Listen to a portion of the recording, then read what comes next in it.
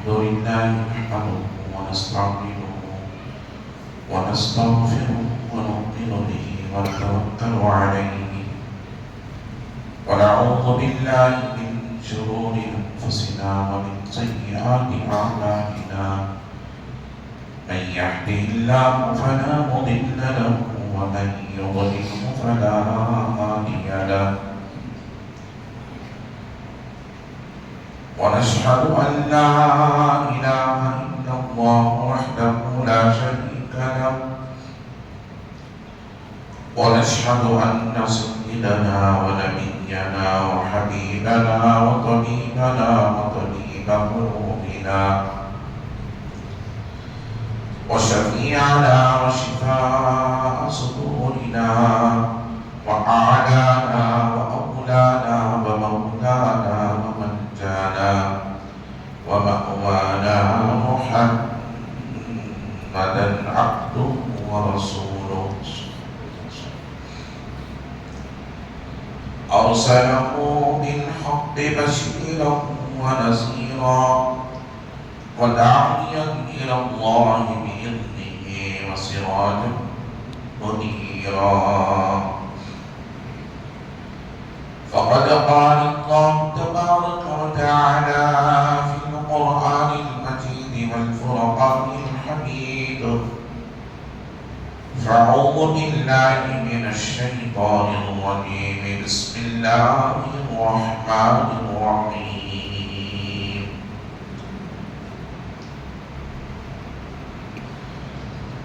إن الدين عند الله الإسلام صدق الله رسوله النبي الأمين المتين الكريم ونحن على ذلك لمن الشاهدين والشاكرين والحمد لله رب العالمين.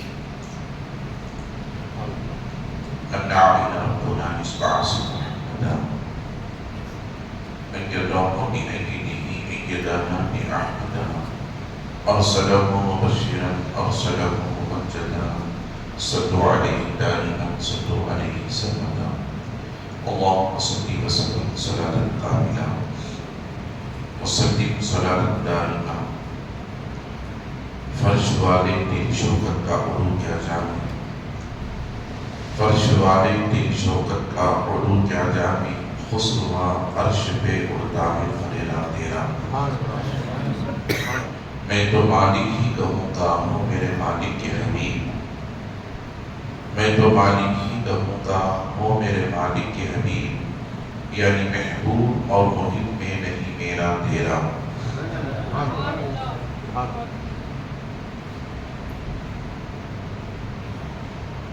وحدانائے سبل ختم رسول مولائے گلجسنی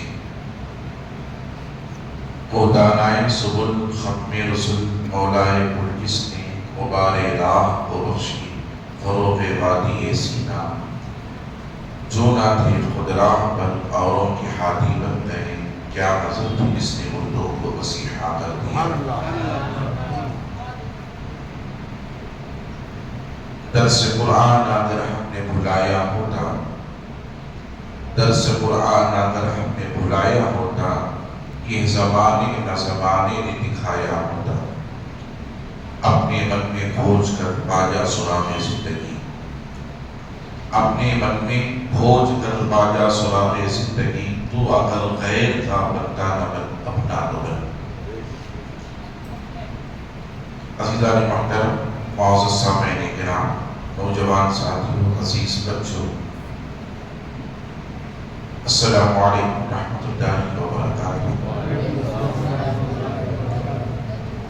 خطبے کے بعد میں نے قرآن مقدس کی جو آیت مبارکہ تلاوت کی ہے اسے اپنا موضوع سخن بنانے سے قبل آیت مراد میں کر سب سے پہلے مقدر خدا کے حکیم صراط الصالحین انیس العارفین رحمت للعالمین مکے کے سردار مدنی کے تاجدار داعی حکیمہ کے پیارے بے سہاروں کے سہارے نبی محترم رسول مکرم نور مجسم آفتاب رسالت ماہتاب نبوت کونین کی زینت و مصالح صاحب جود و عطا ہم غریبوں کی آقا و مولا حضور سید عالم احمد مجتبی جناب محمد رسول اللہ صلی اللہ تعالی علیہ وسلم کی مقدس ذات بابرکات کی بارگاہ میں عقیدت محبت تحفتاً درود شریف کا نمونہ پیش فرمائیں. بڑے اللہم صلی علی سیدنا شفیعنا حبیبنا نبینا حبیبنا مولانا محمد وبارک وسلم صلی اللہ علیہ صلاۃ و سلام علیک یا رسول اللہ. نبی اور آل نبی کی بارگاہ میں ایک مرتبہ محبت انداز میں صلی اللہ علیہ وآلہ صلی اللہ علیہ وسلم صلاۃ و سلام علیک یا نبی اللہ. رسول اور آل رسول کی بارگاہ میں ایک مرتبہ بابا سے کریں اللہم صلی علی سیدنا محمد آل الجود والکرم وعلی آلہ الکرام واصحابہ الرضوان اجمعین وبارک وسلم عبدا فی خمسۃ فی بیحان حق الوباء الحاتمہ المصطفى والمرتضى وابن امام الفاطمہ فصلی یا الہی کل صالح بحرمت سید الابرار سید. اللہ تبارک و تعالی عز و جل کا بے پایاں فضل و کرم ہے جس نے ہمیں اور آپ اس کے پیارے حبیب دانائے وجود صلی اللہ علیہ وسلم کی امت پہ پیدا فرمائے. لاکھوں کروڑوں درود و سلام اس کے آخری پیارے رسول کی صلاۃ و سلام کی مقدس ذات بابرکات پر جن کے خاطر اللہ رب العزت نے تمام کائنات کا وجود بخشا. عزیزان محترم، گزشتہ جمعہ میں نے سفر المظفر کے تعلق سے مختصر سی باتیں آپ حضرات کے درمیان کوشش گزار کی تھی، چونکہ مجھے شہادت کے تعلق سے کچھ باتیں گزشتہ جمعہ آپ حضرات کے درمیان رکھنی تھی. شہید کا مقام کیا ہوتا ہے، شہید کا مرتبہ کیا ہوتا ہے، اللہ تبارک و تعالی عز و جل کس درجے شہید کو فیض فرماتا ہے، اس کے تعلق سے گزشتہ جمعہ آپ نے ملاحظہ فرمایا. اللہ تبارک و تعالی عز و جل قرآن مجید میں ارشاد فرماتا ہے ان الدین عند اللہ الاسلام. بے شک اللہ کے یہاں اگر کوئی دین اور مذہب پسند ہے تو وہ دین اسلام ہے. دین اسلام اللہ کا پسندیدہ مذہب ہے، پسندیدہ دین ہے. ان الدین عند اللہ اسلام، جسے اللہ نے پسند فرمایا، جسے اللہ نے ہمیں عطا فرمایا، وہ دین خدا کا اور اس کے محبوب کا پیارا دین ہے. کما کہو ہم ادا نہ ہی کر سکیں تو اللہ نے جتنی ہمیں طاقت دی ہے، اللہ کی دی ہوئی طاقت سے اور اس کے پیارے محبوب علیہ السلام کے فیض کرم سے ہم دین اسلام پر چلتے آ رہے ہیں. اللہ تعالیٰ ہمیں ہمیشہ تمام امت مسلمہ کو دین پر چلنے اور ہماری نسلوں کو دین پر عمل کرنے کی توفیق رحمت فرمائے. اور اس مہینے کے تعلق سے سفر کا مہینہ اسلامی اعتبار سے دوسرا مہینہ ہے. پہلا مہینہ محرم الحرام ہے اور دوسرا مہینہ سفر المظفر ہے. اب اس مہینے میں کئی بدشگونیاں ہمارے اندر پائی جاتی ہیں، خاص کر خواتین اسلام کے اندر، ہماری ماں اور بہنوں کے اندر، اور کچھ بدشگونیاں مردوں کے اندر بھی پائی جاتی ہیں. زیادہ تر خواتین اسلام کے یہاں ان باتوں کو دیکھا جاتا ہے، سنا جاتا ہے. اور وہ چیزیں یہ جس طرح سے محرم الحرام کے مہینے کو لوگ شہادت کا مہینہ بتا کر کے یقیناً وہ شہادت کا مہینہ ہے، اس میں کوئی شک نہیں ہے، مگر امام حسین کی شہادت کی وجہ سے محرم الحرام کا مہینہ اور اہل بیت اطہار کی شہادتوں کی وجہ سے محرم الحرام کا مہینہ برا نہیں ہوتا، اور وہ غلط نہیں ہوتا، بلکہ محرم صرف محرم نہیں ہے، محرم الحرام ہے۔ اللہ نے اس مہینے کو حرمت والا مہینہ بتایا۔ اسی طرح سے سفر کے مہینے کے تعلق سے ان وجوہات کی وجہ سے اس کے اندر اس کی خرابیوں کو ڈھونڈا جاتا ہے، تلاش کیا جاتا ہے کہ اس مہینے میں اللہ کے پیارے حبیب علیہ السلام بیمار ہوئے، اور سفر کے مہینے کے تعلق سے بہت سی باتیں ایسی ہیں، اگر اس مہینے میں منگنی کی جائے تو اس مہینے میں منگنی کرنے کی وجہ سے، رشتہ جوڑنے کی وجہ سے وہ رشتہ قائم نہیں رہتا، بلکہ وہ رشتہ ٹوٹ جاتا ہے۔ اسی طرح سے سفر کے مہینے کے تعلق سے کسی اچھے کام کی ابتدا نہیں کی جاتی، گھر کا فاؤنڈیشن نہیں رکھا جاتا، سنگ بنیاد نہیں رکھا جاتا، دکان کا افتتاح نہیں کیا جاتا، شادی بیاہ اس مہینے میں نہیں کی جاتی۔ حتیٰ کہ اگر کوئی لڑکی کے گھر والے یا لڑکے کے گھر والے کسی کے یہاں لڑکی کو دیکھنے جائیں تو کہہ کر ڈال دیا جاتا ہے کہ یہ مہینہ سفر کا مہینہ ہے، اس مہینے میں ہم اپنی لڑکی کو نہیں بتائیں گے۔ عزیزان محترم، یہ چیزیں ہمارے اندر پائی جاتی ہیں، اور یاد رکھ لیں اللہ کے پیارے حبیب علیہ السلام نے ارشاد فرمایا لا عدوى ولا طیرۃ ولا سفر فی الاسلام۔ سفر کا مہینہ یہ ملحوظ نہیں ہے۔ اللہ کے حبیب نے فرمایا ولا سفر فی الاسلام، سفر کا مہینہ برا نہیں ہے، سفر کا مہینہ ملحوظ نہیں ہے۔ سفر کے مہینے میں کوئی بدشگونی نہیں پائی جاتی، اور کسی کی بیماری کا کسی کو لگ جانا، متعدی ہو جانا، یہ اسلام کے اندر نہیں ہے۔ لا عدوى ولا طیرۃ ولا سفر فی الاسلام۔ اللہ کے حبیب علیہ السلام نے فرمایا ایک کی بیماری کسی دوسرے کو نہیں لگ جاتی، اور سفر کا مہینہ ملحوظ نہیں ہے، اور سفر کے مہینے میں کوئی خرابی نہیں ہے۔ اللہ کے حبیب علیہ السلام نے صراحتاً حدیث پاک کے اندر اس کی برائی جو لوگ کرتے ہیں ان کو اللہ کے حبیب نے منع فرمایا۔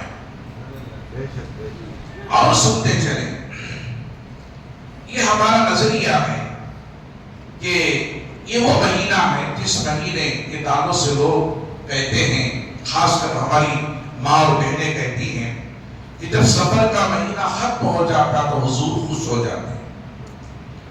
یہ بھی ایک بات ہماری ماں اور بہنیں خواتین اسلام میں پائی جاتی ہے۔ سفر کا مہینہ ختم ہو جاتا اور ربیع الاول شریف کا مہینہ آتا تو حضور سفر کے مہینے کے اختتام پر خود خوش ہو جاتے ہیں۔ عزیزان محترم، یاد رکھیں کسی بھی حدیث پاک میں اس کی کوئی روایت نہیں ہے، نہ ہمارے بزرگوں سے نہ احادیث سے۔ ہاں اس بات کو یاد رکھ لیں، یہ وہ مہینہ ہے سفر کا مہینہ، اس مہینے کو صرف سفر کا نہیں کہا جاتا، اس مہینے کو سفر مظفر کہا جاتا ہے۔ اس کا مطلب کیا؟ یہ مہینہ وہ مہینہ ہے جو کامیابی والا مہینہ ہے۔ کون سا مہینہ؟ کامیابی والا مہینہ ہے۔ یہ باتیں ہماری ماں اور بہنوں کو سنائیں، بتائیں کہ ہمارے پیارے آقا علیہ السلام نے اس مہینے کی فضیلت کو کس طرح بیان فرمایا۔ سفر مظفر کہا گیا، یعنی یہ مہینہ کامیابی سرخروئی والا مہینہ ہے، اور یہ وہ مہینہ ہے جس مہینے میں کہ آخری ایام میں اللہ کے حبیب علیہ السلام بیمار ہوئے، سر کا درد آقا علیہ السلام کو شروع ہوا، حتیٰ کہ سفر کے مہینے کے بعد اللہ کے حبیب علیہ السلام ربیع الاول شریف کے مہینے میں پردہ کر رہے، وفات پا گئے۔ عزیزان محترم، آقا علیہ السلام کو بخار آئے، سر کا درد شروع ہوا سفر کے مہینے کے آخری ایام میں، اور آقا علیہ السلام کا پردہ ہوا ربیع الاول شریف کے مہینے. اب کیا کہیں گے؟ سفر کے مہینے میں حضور بیمار ہوئے، درد سر شروع ہوا، تو سفر کا مہینہ پورا. اب آقا علیہ السلام ربیع الاول شریف کے مہینے میں پردہ فرما گئے، وفات پا گئے، کہ ربیع الاول شریف کا مہینہ برا ہوگا. نعوذ باللہ، ایسی بات نہیں ہے. یاد رکھ لیں، یہاں تو حضور علیہ السلام بیمار ہوئے اس مہینے میں، پھر ربیع الاول شریف کے مہینے میں پردہ کر گئے. تو اس سے برا اس کے معنی یہ نکلتے ہیں، اگر ہم سمجھیں یہ اگر حقائق پر مبنی ہو یہ بات، تو یاد رکھ لیں سفر کے مہینے سے نہیں برا ربیع الاول شریف ہوگا. نعوذ باللہ، اس مہینے میں حضور دنیا میں تشریف بھی لائے. آقا علیہ السلام کی آمد اسی مہینے میں ہوئی مکہ المکرمہ کی سرزمین پر. عزیزان محترم، میں آپ کو بتاتا ہوں، اگر ایسا ہے تو دنوں کے تعلق سے حضرت عبداللہ ابن مسعود رضی اللہ تعالیٰ فرماتے ہیں، آقا علیہ السلام نے فرمایا جمعہ یہ تعلق سے حضور نے فرمایا وَأَنَا سَيِّدُ الْأَيَّامِ، الجمعہ سید الایام. اور حضور نے فرمایا الجمعہ عید المؤمنین. یہ دو چیزیں ذہن میں رکھیں، ایک تو جمعہ دنوں کا سردار ہے، جیسے حضور نے فرمایا وَأَنَا سَيِّدُ الْأَنْبِيَاءِ، میں انبیاء کا سردار ہوں. حضور نے فرمایا تمام انبیاء کی سردار اللہ کے نبی صلی اللہ علیہ وسلم. اور دنوں کے تعلق سے حضور نے فرمایا الجمعہ سید الایام، جمعہ تمام دنوں کا سردار ہے اور افضل دن ہے. دنوں میں افضل اگر کوئی دن ہے تو وہ جمعہ المبارکہ ہے. عزیزان محترم، جمعہ کے تعلق سے میں آپ حضرات کو کچھ باتیں کہہ کر کے آگے بڑھوں، آپ کے کوشش گزار کرو. وہ یہ کہ حضرت عبداللہ ابن مسعود رضی اللہ تعالیٰ دیگر صحابہ کرام روایت فرماتے ہیں، اللہ کے حبیب علیہ السلام نے فرمایا جمعہ ہی کا دن تھا جس دن اللہ نے حضرت آدم علیہ السلام کو پیدا فرمایا. آدم علیہ السلام کو پیدا فرمایا. اور جمعہ ہی کا دن تھا جس دن حضرت آدم علیہ السلام کو اللہ نے پردہ بھی فرمایا. اور حضور ارشاد فرماتے ہیں جمعہ ہی کا دن ہوگا جب حضرت اسرافیل علیہ السلام خدا کا حکم ہوگا کہ وہ پہلی سور پھونکے. سور اول جب پہلی سور پھونکے گے حضرت اسرائیل علیہ السلام خدا کے حکم سے، تو اس سور کے پھونکنے کی وجہ سے ساری دنیا ختم ہو جائے، ساری دنیا ختم ہو جائے. پھر سورج پورم جب ہوگی اللہ کا حکم ہوگا اے اسرافیل دوبارہ سور پھونکو. تو پھر سور پھونکنے کی وجہ سے سارے انسان پھر زندہ ہو جائیں گے اور رب کے حضور حاضر ہو جائیں گے. آقا علیہ السلام فرماتے ہیں اب اس کا مطلب کیا جمعہ کے دن سور پھونکے دنیا ختم ہو جائے گی تو کیا جمعہ برا ہو جائے گا؟ نعوذ باللہ. جمعہ کے دن دنیا ختم ہوگی. آدم علیہ السلام کی تخلیق بھی جمعہ کے دن، آدم علیہ السلام کی توبہ بھی کی قبولیت بھی جمعہ کے دن، آدم علیہ السلام کی وفات بھی جمعہ کے دن، دنیا کا ختم ہونا بھی جمعہ کے دن، پھر دنیا کا اٹھائے جانا، اس کے بندوں کا رب کی بارگاہ میں حضور لایا جانا بھی جمعہ کے دن ہوگا. اب اس کے تعلق سے کیا کہیں گے؟ کیا سور پھونکنے کی وجہ سے دنیا ختم ہوگی تو جمعہ برا ہو جائے گا؟ نہیں. جمعہ تو حضور نے فرمایا جمعہ تو عید المؤمنین، جمعہ مومنوں کی عید کا دن ہے. توجہ سے سنیں نوجوانوں تاکہ آپ کا ذہن بنے اور جو ہمارے اندر بدشگونیاں پائی جاتی ہیں وہ دور ہوں اور ہمارے ذہن تازے ہو جائیں اور ہمارے دلوں میں اللہ اللہ کے رسول کی محبت بے بس ہو جائے. اسلام کے اندر کوئی مہینہ برا نہیں ہے. لا عدوى ولا طیرۃ ولا سفر فی الاسلام. ایک کی بیماری کسی دوسرے کو لگ جانا عزیزان محترم یہ اسلام کے اندر نہیں ہے. اور جو ہے سفر کا مہینہ منحوس نہیں ہے. یہ حضور علیہ السلام نے فرمایا. تو میں آپ حضرات کو بتاتا چلوں جمعہ بڑا عظیم دن ہے. ایک روایت میں آتا ہے آقا علیہ السلام نے ارشاد فرمایا تم کثرت سے جمعہ کے دن اس پر درود و سلام پڑھا. حضور فرماتے ہیں کثرت سے اس پر درود و سلام پڑھا کرو. یہ حدیث پاک میں آتا حضور نے فرمایا اگر تم 80 مرتبہ اس پر درود پاک پڑھو گے تو تمہارے 80 برس کے گناہ اللہ معاف فرما دے گا. جمعہ کے دن 80 مرتبہ کوئی درود پڑھتا ہے تو اللہ تبارک و تعالی عز و جل علماء فرماتے ہیں اس کی وضاحت کرتے ہوئے فرماتے ہیں علماء کہ اس سے مراد جو ہے وہ کثرت گناہ ہے. اللہ تعالیٰ کثرت گناہوں کو معاف فرمائے گا. تو 80 مرتبہ جو جمعہ کے دن حضور پر درود و سلام پڑھتا ہے اللہ تبارک و تعالیٰ اس کے 80 برس کے گناہوں کو معاف فرما دیتا ہے. کثرت گناہوں کی معافی و تلافی ہو جاتی ہے. ایک صحابی تھے سنیں اس میں سے ایک صحابی انہوں نے اٹھ کر کے عرض کیا یا رسول اللہ صلی اللہ علیہ وسلم درود ہم آپ پر پڑھیں تو آپ پر کیسے پہنچتا ہے؟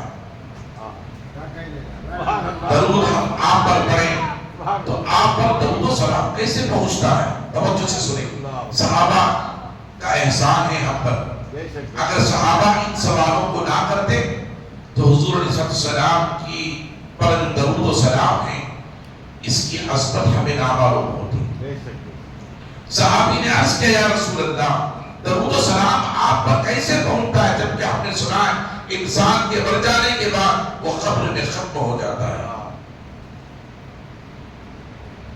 قبر میں ختم ہو جاتا ہے اس کی زندگی باقی نہیں رہتی. تو آقا علیہ السلام نے فرمایا اے صحابی تم نے سچ کہا مگر ان اللہ حرم علی الارض اجساد الانبیاء. سبحان اللہ سبحان اللہ. اللہ نے زمین پر حرام کر دیا ہے کہ وہ انبیاء کی جسموں کو نقصان پہنچائے.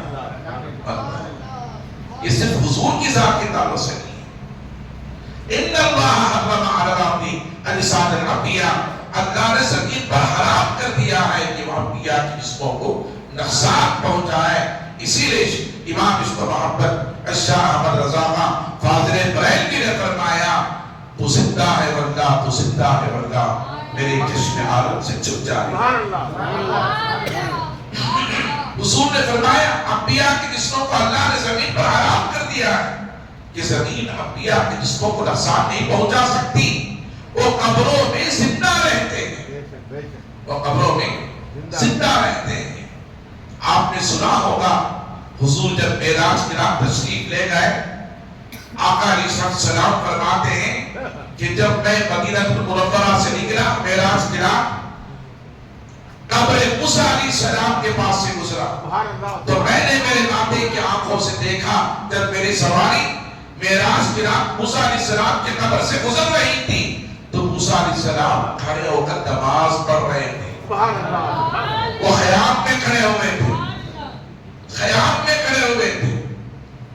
حضور فرماتے ہیں کہ وہ نماز کی حالت میں تھے. آپ اندازہ کریں یہ کون فرما رہے ہیں؟ حضور فرما رہے ہیں. حدیث مبارکہ میں آتا ہے موسیٰ علیہ السلام قبر میں نماز پڑھ رہے تھے. حضور کہاں تھے؟ اب میں آپ سے ایک سوال پوچھنا چاہتا ہوں حضور زمین کے اندر تھے زمین کے اوپر تھے؟ مجھے بتائیں. حضور زمین کے اندر تھے یا زمین کے اوپر تھے؟ زمین کے اوپر تھے. آقا علیہ السلام زمین کے اوپر تھے. موسیٰ علیہ السلام زمین کے اندر تھے.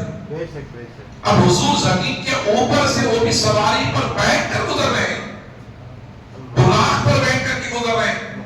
آقا علیہ السلام موسیٰ علیہ السلام کے خبر پر نہیں ٹھہرے بلکہ گزر گئے. آقا علیہ السلام حضور علیہ السلام کے بصیرت کا عالم یہ ہے. بصارت کا عالم یہ ہے یعنی حضور کی بصارت حضور کا دیکھنا قریب اور بعید کی کوئی بات نہیں ہے. اس طرح سے حضور قریب دیکھتے ہیں اسی طرح سے حضور بعید بھی دیکھتے ہیں. عزیزان محترم حضور زمین پر رہ کر موسیٰ علیہ السلام کو زمین کے اندر دیکھ رہے ہیں. زمین پر رہ کر موسیٰ علیہ السلام کو زمین کے اندر دیکھ رہے تھے کہ موسیٰ پیغمبر نماز پڑھ رہے ہیں. اللہ اکبر. عزیزان محترم یہی عقیدہ لے کر کے چلو. یہ آپ حضرات کو بتاتا چلو یہی عقیدہ لے کر کے چلو. جب تک حضور زمین پر تھے وہ زمین کے اندر والوں کو دیکھ رہے تھے اور جب حضور زمین کے اندر ہیں تو میرا ایمان اور یقین ہے کہ حضور زمین کے اوپر والوں کو بھی دیکھتے ہیں. کہتے سبحان اللہ, کہتے سبحان اللہ. ہم یہاں سے حضور پر درود پڑھتے ہیں, سلام پڑھتے ہیں تو میرے آقا ارشاد فرماتے ہیں تمہارا درود و سلام مجھ تک پہنچتا ہے, تمہارا درود و سلام مجھ تک پہنچتا ہے. اللہ آپ اندازہ کریں ہمارا درود و سلام حضور تک پہنچتا ہے. اس صحابی نے عقیدہ کتاب سے سوال کیا یا رسول اللہ آپ پر درود و سلام کیسے پہنچتا ہے؟ تو حضور نے فرمایا میرے مجھ پر درود و سلام قیامت تک پہنچتا رہے گا, قیامت تک پہنچتا رہے گا. عزیزان محترم آقا علیہ السلام ارشاد فرماتے ہیں کہ میری ذات مبارکہ وہ ہے النبی, میرا رب فرماتا النبی اولا بالمؤمنین من انفسہم. نبی کہاں رہتے ہیں؟ نبی کہاں رہتے ہیں؟ قرآن سے پوچھو, قرآن سے پوچھو. نبی ہر آئرے غیر جگہ نہیں رہتے. نبی ہر آئرے غیر جگہ نہیں رہتے. نبی تو ان کے پاس رہتے ہیں. قرآن کہتا ہے النبی اولا بالمؤمنین من انفسہم. میرا رب فرماتا ہے ہم تو کیا سمجھتے ہیں کہ ہماری جان ہمارے قریب ہے, ہماری جان ہمارے قریب ہے. اللہ سانس نکل جائے تو جان ختم ہو جائے. ہماری جان ہمارے قریب ہے. نوجوانوں عقیدہ لیتے چلو.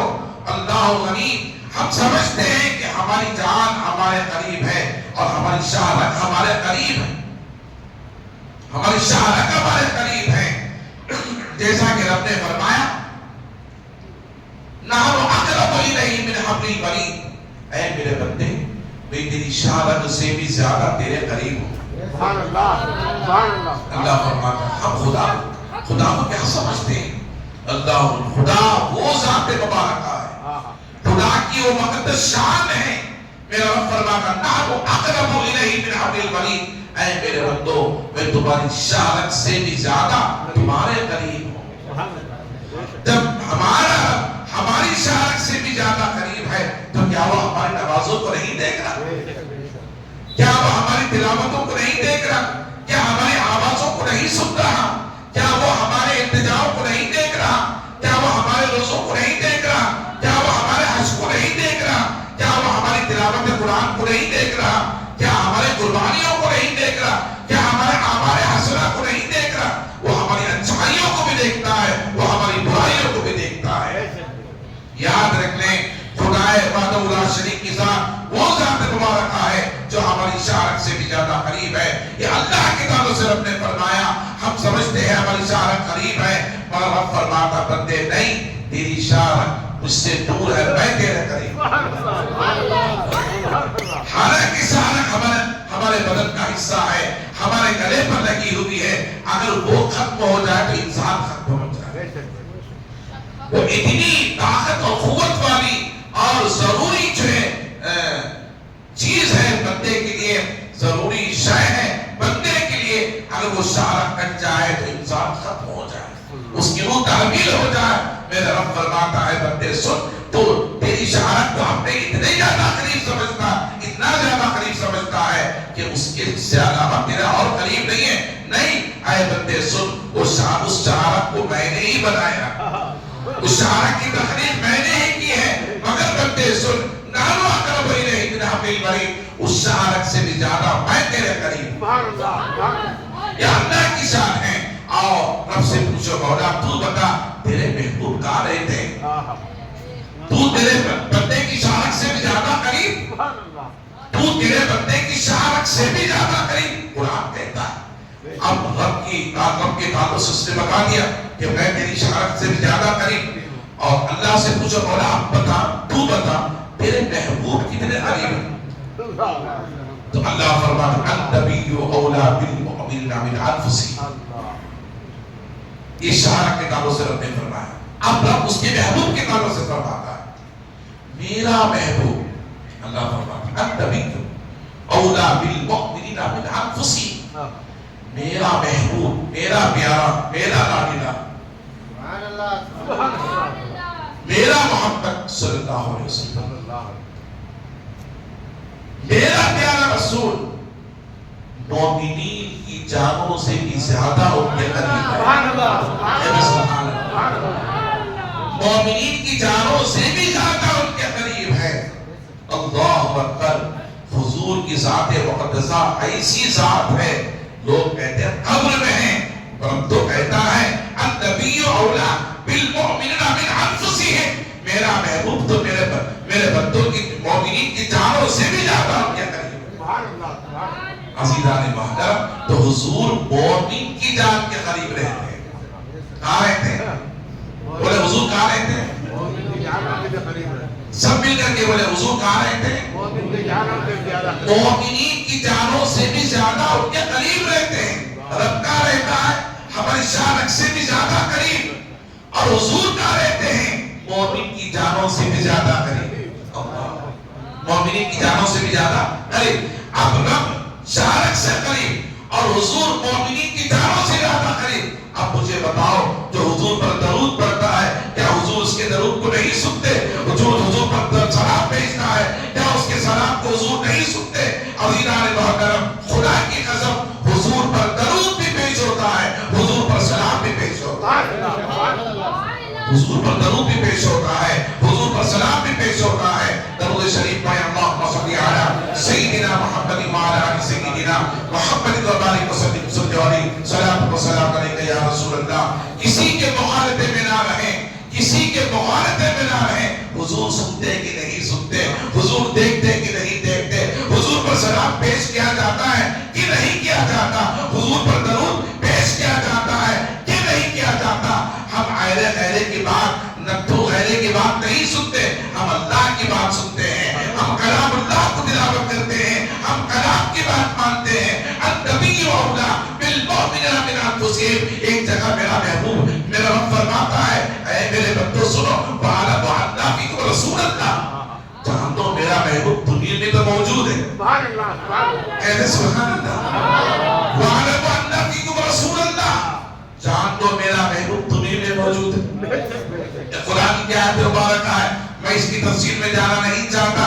عزیزان محترم، یہ وہ مہینہ ہے جس مہینے میں اللہ کے پیارے حبیب علیہ السلام جو لوگ برا کہتے ہیں اور اس مہینے کے تعلق سے حضور فرماتے ہیں، صحابی رسول نے پوچھا یا رسول اللہ آپ پر درود و سلام کیسے پہنچتا ہے؟ تو حضور نے فرمایا قیامت تک میرے چاہنے والے مسلمان مومنین جو مجھ پر درود و سلام پڑھتے ہیں ان کے درود و سلام کو مجھ پر پیش کیا جاتا ہے۔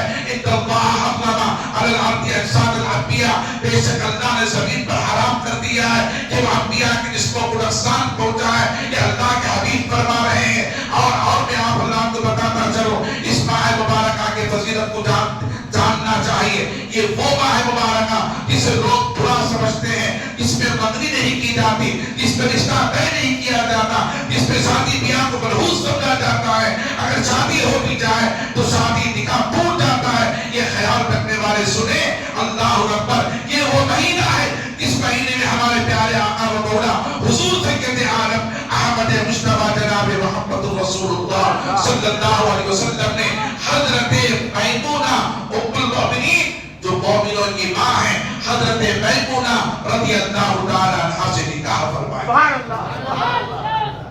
اس مہینے میں حضرت میمونہ رضی اللہ تعالی عنہا سے نکاح ہوا۔ اب وہ خاتون کتنی خوش نصیب ہوگی، وہ ہماری ماں کتنی خوش نصیب ہوگی جس کا نکاح حضور سے ہوا۔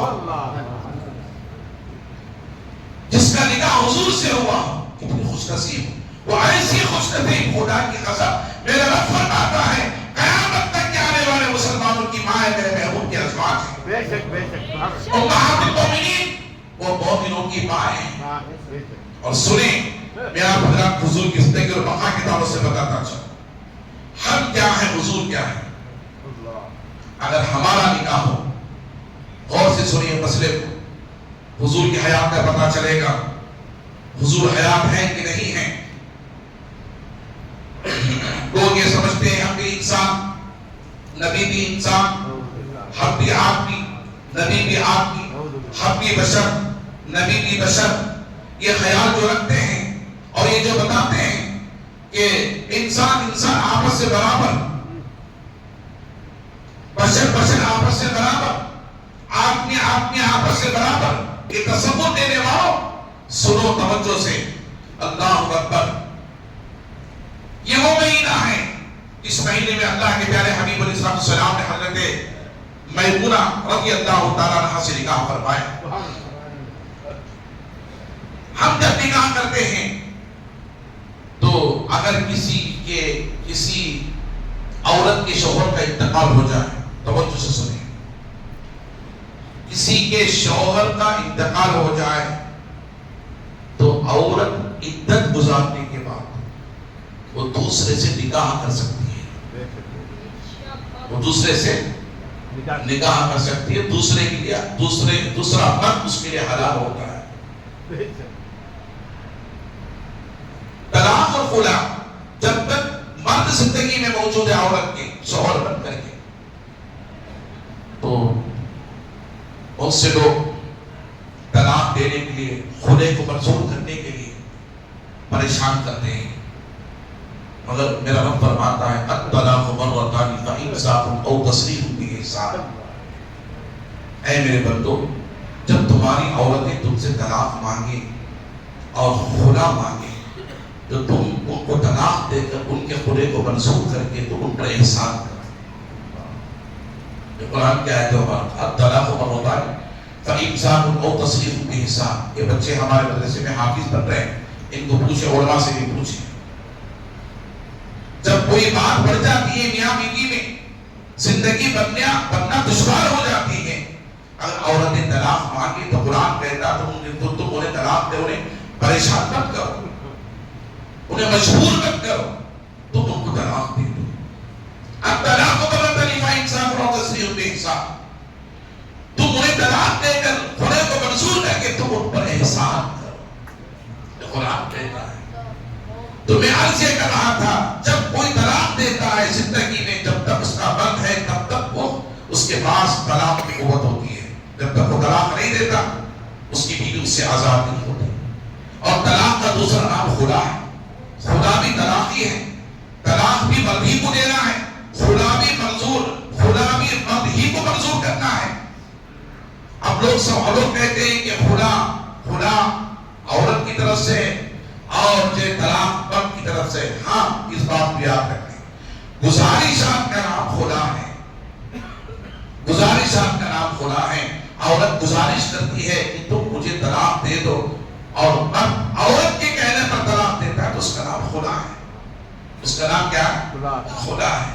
تو دونوں طلاق ہی ہے، خلے کا نام بھی طلاق ہے، طلاق کا نام بھی طلاق ہے۔ اور یاد رکھیں، اللہ کے پیارے حبیب ارشاد فرماتے ہیں، اللہ کے یہاں سب سے پسندیدہ چیزوں میں، سب سے پسندیدہ چیزوں میں، حلال چیزوں میں ناپسند چیز اللہ تعالیٰ کو طلاق اور خلا ہے۔ اللہ بات بات پر طلاق دے دینا، بات بات پر خلے کی درخواست کرنا نہیں کرنا چاہیے۔ اللہ ولی طلاق بہت بڑی چیز ہے، انسان کی زندگی ختم ہو جاتی ہے۔ خلا بہت بڑی چیز ہے، عورت کی زندگی ختم ہو جاتی ہے۔ عزیزان محترم، ہو سکتا ہے کہ اس کے بعد اس کی زندگی میں کوئی اچھا شوہر ملے یا نہ ملے، کوئی اچھا مرد ملے یا نہ ملے، تو میں ایک بات کہہ کر کے آگے بڑھ جاؤں۔ عزیزان محترم، عقیدے والی بات کہہ کر کے میں آگے بڑھوں۔ ہماری ازواج جب تک وہ حیات ہیں اور ان کی زندگیوں میں ان کے شوہر ہیں، تب تک خلا اور طلاق کس کے ہاتھ میں ہوتا ہے؟ مردوں کے شوہروں کے ہاتھ میں ہوتا ہے. جب شوہر انتقال ہو جاتا ہے نہ طلاق کی ضرورت ہوتی نہ خلاق کی ضرورت ہوتی, آٹومیٹک طلاق نکاح فسخ ہو جاتا ہے. آپ علماء سے پوچھیے, نکاح ختم ہو جاتا ہے. نکاح کیا ہوتا ہے؟ ختم ہو جاتا ہے. عورت عدت گزارنے کے بعد وہ کسی دوسرے مرد سے نکاح کر سکتی ہے. مگر آؤ میں آپ کو بتاتا چلوں, قیامت تک آنے والے مسلمانوں اور مومنین کے تعلق سے قرآن یہ کہتا ہے, قرآن کے اندر بھی ہے, حدیث مبارکہ کے اندر بھی ہے, عدت کے بعد عورت دوسرا نکاح کر سکتی ہے. مگر آؤ میرے آقا کے تعلق سے بتاتا چلوں, خدا کی قسم اللہ کے پیارے حبیب علیہ السلام کے 11 بیویاں تھیں اور ان 11 بیویوں میں قیامت تک آنے والے جب حضور پردہ کر گئے, جیسے ہمارے انتقال کے بعد عورت دوسرا نکاح کر سکتی ہے, حلال ہو جاتی ہے دوسرے کے لیے نکاح کرنے کے بعد. اور یاد رکھیں میرے رب نے فرمایا, اے محبوب تمہارا پردہ کر جانے کے بعد تمہاری بیویاں کسی پر حلال نہیں ہوں گی. تمہاری بیویاں کسی پر حلال نہیں ہوگی. شریعت ایک ہی ہے, اسلام ایک ہی ہے, دین ایک ہی ہے. قانون نافذ کیا گیا رسول کے لیے الگ ہے, امت کے لیے الگ ہے. وہ رسول کائنات ہیں. اگر حضور نہ ہوتے ازواج مطہرات کسی پر حلال ہوتی. اللہ فرماتا ہے اے میرا محبوب تو زمین پر بھی زندہ ہے, زمین کے اندر بھی زندہ ہے. تو زندہ ہے واللہ, تو زندہ ہے واللہ. میرے چشم عالم سے چھپ جانے والے ان مسائل کو یاد رکھو. عزیزان محترم یہ نہیں بتایا جاتا اللہ اکبر حضور ہے تبھی تو حضرت خدیجہ الکبریٰ ہیں, حضور ہے تبھی تو حضرت میمونہ ہے, حضور ہے تبھی تو صفیہ ہے, حضور ہے تبھی تو حفصہ ہے, حضور ہے تبھی تو حضرت خدیجہ الکبریٰ ہے, حضور ہے تو تبھی تو حضرت عائشہ صدیقہ رضی اللہ تعالیٰ عنہا. یہ ازواج مطہرات ہیں. عزیزان محترم قیامت تک ان ازواج کا دوسرے سے نکاح نہیں ہو سکتا. عزیزان محترم اللہ نے, اللہ کے رسول نے حرام قرار دی. اب پتہ یہ چلا حضور کی حیات کیسی حیات ہے, حضور کی زندگی کیسی زندگی ہے. اللہ, حضور کی زندگی بولیں, حضور کی زندگی کیسی زندگی ہے. تو زندہ ہے بندہ, تو زندہ ہے بندہ. میرے چشم عالم سے چھپ جانے والے درود شریف پڑھیں. اللہم صلی علی سیدنا حبیبنا نبینا کریمنا مولانا محمد علیہ وسلم صلی اللہ علیہ صلاۃ و سلام علیکہ یا رسول اللہ صلی اللہ علیہ وسلم. حضرات محترم, میں نے جمعہ کے تعلق سے ایک بات بتائی. جمعہ ہی کی دن حضرت آدم علیہ السلام پیدا ہوئے. جمعہ کی بڑی خوبی ہے اور جمعہ کی بڑی فضیلت ہے. اللہ نے قرآن میں اس کا ذکر فرمایا, احادیث مبارکہ میں بھی جمعہ کی بڑی فضیلتوں کا اللہ کے پیارے حبیب علیہ السلام نے بیان فرمایا. اللہ نے فرمایا یا ایھا الذین آمنوا اذا نودی للصلاۃ من یوم الجمعہ فاسعوا الی ذکر اللہ وذروا البیع ذلکم خیر لکم ان کنتم تعلمون. فإذا قضيت الصلاة فانتشروا في الأرض وابتغوا من فضل الله واذكروا الله لعلكم تشكرون. یہ قرآن مجید کی آیت مبارکہ جمعہ کے تعلق سے اللہ کے حبیب نے فرمایا الجمعہ عید المؤمنین, جمعہ مومنوں کے عید کا دن ہے. اللہ فرماتا ہے جب جمعہ کی آزان ہو, پہلی آزان, تو فوراً کاروبار بند کر کے ہمیں اللہ کے گھر کی طرف نماز جمعہ ادا کرنے کے لیے چل پڑنا ہے. مگر کب آتے ہیں ہم لوگ؟ ہم اس وقت آتے ہیں جب ایک رکعت ہو جاتی ہے, خطبہ ختم ہو جاتا ہے اور بہت سے لوگ کیا کرتے ہیں آخری میں آ کے صفوں کو چھلانگتے ہوئے آ کر آگے بیٹھ جاتے ہیں. اللہ کے حبیب علیہ السلام نے فرمایا نوجوانوں سنو, توجہ سے سنو, اگر آنا ہے بیان سننا ہے تو پہلے آ جائیں, پہلے آ کر کے پہلی صف میں بیٹھ جائیں. حضور فرماتے ہیں جو پہلی صف میں بیٹھتا ہے اللہ اسے ایک اونٹ کی قربانی کا ثواب عطا فرماتا ہے. کہتے سبحان اللہ. جو دوسری صف میں آتا ہے اللہ تعالیٰ اسے گائے کی قربانی کا ثواب عطا فرماتا ہے.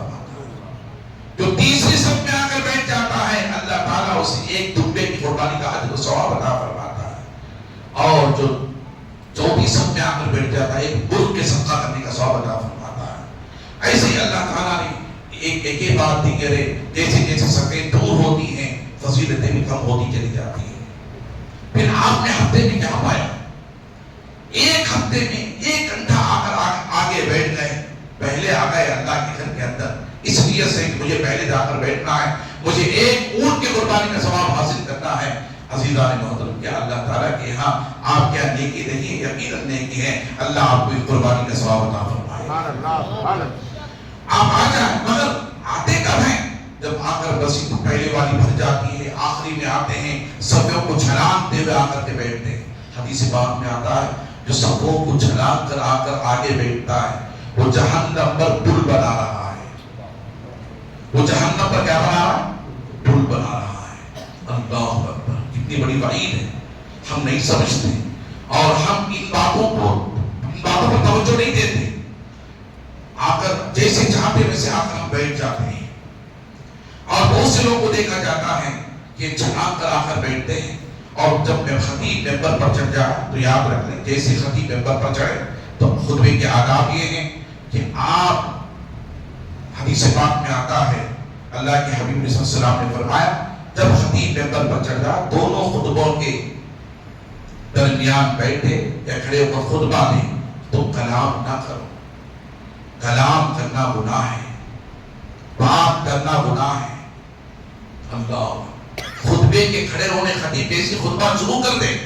حتیٰ کہ علماء اور محدثین فرماتے مؤذن جب آذان شروع کر دے، آذان کے بعد آذان کا جواب دینا اپنی زبان سے منع ہے. زبان سے منع ہے. اللہ اکبر مؤذن کہے تو آپ اللہ اکبر دل پہ کہہ لیں، زبان سے نہ کہیں. جب مؤذن آذان ختم کر دے تو آپ زور سے ہاتھ اٹھا کر کے دعا نہ کریں، ہاتھوں کو چھوڑ ہی کر کے آپ ہاتھوں کو رکھ کر کے آپ دعا پڑھیں، دل پہ پڑھ لیں اللہم رب هذه الدعوة التامة، اس دعا کو پڑھ لیں. پھر جب خطیب ممبر پر چڑھے تو اس وقت خطیب کے خطابت کے موقع پر علماء فرماتے ہیں، محدثین فرماتے ہیں، حدیث پاک میں آتا ہے نماز کا پڑھنا بھی منع ہے. اب نماز کا پڑھنا بھی جب منع ہے خطیب کے ممبر پر چڑھنے کے بعد، آپ اندازہ کریں کیا بات کرنا جائز ہے؟ بہت سے لوگوں کو دیکھا جاتا ہے کہ اگر کوئی بات کر رہا ہے تو پیچھے والا بیٹھ کر کے وہ روکتا ہے کہ تم بات مت کرو. اللہ کے حبیب صلی اللہ علیہ وسلم نے فرمایا یہ اچھی بات ہے نا، روکنا اچھی بات ہے نا، اور حضور علیہ السلام نے اسے بھی منع فرمایا. یہ بھی گناہ ہے. یہ بھی کیا گناہ بھی شامل ہے. ہم آئے جمعہ میں اللہ کی بندگی کی عبادت کے لیے، ریاضت کے لیے، اور ہم کیا کر رہے ہیں؟ خدا کو راضی نہیں کرے، خدا کو ناراض کر کے جا رہے ہیں. اب پھر جمعہ میں جب خطیب ممبر پر ہو تو اشارہ بھی نہیں کر سکتے. آپ اشارہ کر کے بھی نہیں. بہت سے لوگ پانی پیتے ہیں، ادھر لگاتے رہتے ہیں، گفتگو کرتے رہتے ہیں، مذاق کرتے رہتے ہیں، ہنستے رہتے ہیں آپس میں. اللہ اکبر، یہ بڑا گناہ ہے. ان باتوں پر توجہ دیں. جب خطیب ممبر پر چڑھے تو پہلے خطبے کے موقع پر ہاتھوں کو باندھ دیں، یہ آداب ہے. جب خطیب دوسرا خطبہ پڑھے تو اپنے دونوں ہاتھوں کو رانوں پر باندھ لیں، نماز میں جیسے بیٹھے سے بیٹھ جائے، نگاہ اپنے نیچے رکھیں. یہ خطبے کے آداب ہے. اور حدیث پاک میں اللہ کے حبیب صلی اللہ علیہ وسلم نے فرمایا دونوں خطبوں کے درمیان جب خطیب بیٹھتا ہے تو اس موقع پر اللہ اس کے بندوں کی دعاؤں کو قبول فرماتا ہے. دعاؤں کو قبول فرماتا ہے. اب اس وقت ہمیں کیا کرنا چاہیے؟ حضور فرماتے ہیں حدیث پاک میں آتا زبان سے نہیں، خدا ہماری آوازوں کا محتاج نہیں ہے. جس طرح ہماری زبانوں کو سنتا ہے وہ دلوں کو بھی سنتا ہے. زبان سے نہیں کہنا چاہیے، دعا زبان سے نہیں مانگنا چاہیے، بلکہ دل سے دل کے اندر کہنا چاہیے یا اللہ تو میرے گناہوں کو معاف فرما، یا اللہ تو مجھے نمازی بنا دے، میرے بیوی بچوں کو نمازی بنا دے، یا اللہ غیب سے تو ہمیں روزی عطا فرما، اپنے حلال عطا فرما، بیماروں کو شفا عطا فرما. جو مانگنا ہے اتنے سیکنڈ خطیب ممبر پر بیٹھتا ہے، اتنے سیکنڈ آپ دعا دل میں مانگ لیں، زور سے نہ پڑھیں. اور جب آیت درود خطیب ممبر پر خطاب خطبے کے دوران پڑھیں ان اللہ و ملائکتہ، اس وقت آپ زور سے درود نہ پڑھیں، زور سے درود نہ پڑھیں. نہ اذان کی دعا کے لیے ہاتھ اٹھائیں، نہ آپ جو اذان کی دعا زور سے پڑھیں، نہ خطیب ممبر پر چڑھے درمیانے خطبہ کے دوران جو دعا مانگے نہ اس وقت ہاتھوں کو اٹھائیں. ہاتھ ایسے ہی آپ چھوڑے رہ کر کے آپ دعا مانگ لیں، دل میں دعا مانگ لیں، آہستہ سے، زبان سے نہ کہیں، دل میں جو کچھ کہنا اللہ کی بارگاہ میں کہہ لیں. اور جب آیت درود پڑھے خطیب اس وقت آپ زور سے درود نہ پڑھیں. ان اللہ و ملائکتہ یصلون علی النبی، يا أيها الذين آمنوا صلوا عليه وسلموا تسليما اللهم صل على سيدنا محمد وعلى آل سيدنا محمد وبارك وسلم صلوا عليه صلاة والسلام عليك يا رسول اللہ. آیت سلام آیت درود جب یہ خطیب ممبر پر پڑھے تو آپ زبان سے درود نہ پڑھیں، دل پہ درود پڑھیں. صلی اللہ علیہ محمد صلی اللہ علیہ وآلہ وسلم دل سے پڑھیں. اللہ تعالیٰ مجھے اور آپ کو صحیح فہم اور سمجھ عطا فرمائے.